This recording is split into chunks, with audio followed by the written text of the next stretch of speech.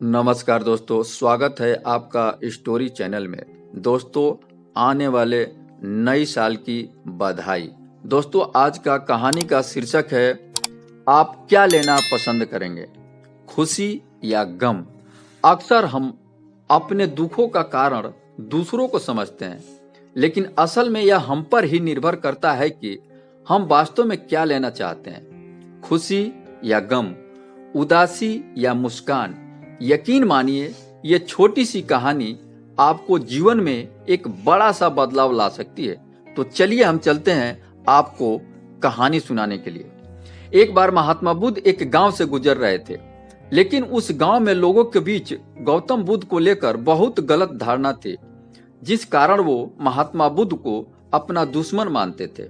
जब उस गांव में बुद्ध आए तो गांव वाले उन्हें बहुत भला बुरा कहने लगे और बद्दुआएं भी देने लगे, लेकिन इसके बावजूद भी महात्मा बुद्ध गांव वालों की बात शांति से और मुस्कुराकर चुपचाप सुनते रहे। गांव वाले ने देखा कि उनकी बातों का महात्मा बुद्ध पर कोई असर ही नहीं हो रहा है और वे विनम्रता से उनकी बातें सुन रहे हैं। गांव वालों ने जब बोलते बोलते थक गए तो आखिर में महात्मा बुद्ध ने कहा, यदि आप सबकी बातें समाप्त हो गई हो तो मैं अब यहां से प्रस्थान करूं।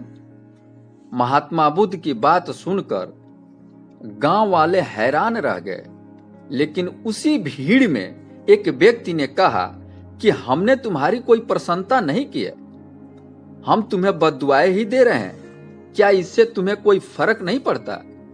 बुद्ध मुस्कुराते हुए बोले, जब मैं आपकी बद्दुआओं को लेता ही नहीं तो आपकी बद्दुआएं हमारा क्या करेगी?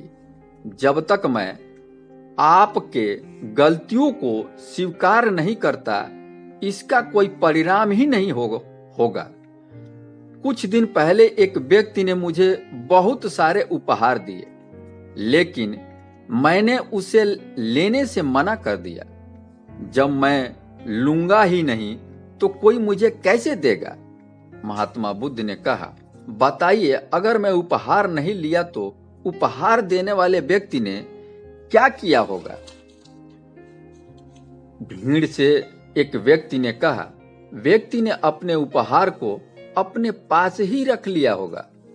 महात्मा बुद्ध ने कहा, मुझे आप सब पर इसलिए दया आती है कि क्योंकि आपकी इन बद्दुआओं और गलतियों के लेने में मैं असमर्थ हूं।